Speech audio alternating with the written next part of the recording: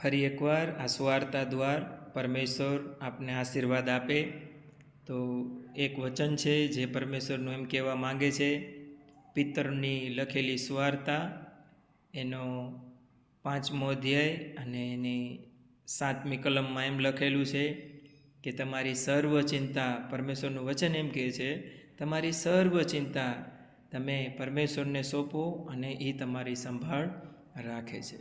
વિચાર કરો, પરમેશ્વર એમ કહે છે કે તમારી સર્વ ચિંતા, એમ કે છે એના પર તમે આપો, એને સોંપો અને એ તમારી સંભાળ રાખે છે.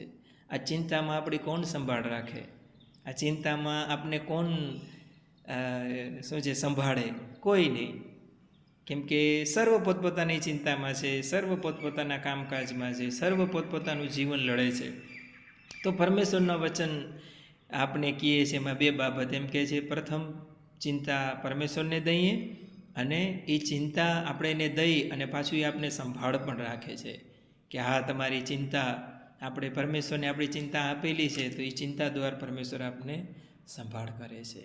તો આપણે ચિંતા ન કરીએ અને પરમેશ્વરમાં આપણે આગળ વધીએ, પરમેશ્વર ઉપર આપણે વિશ્વાસ કરીએ અને પરમેશ્વરની મહિમા આપણે કરતા રહીએ.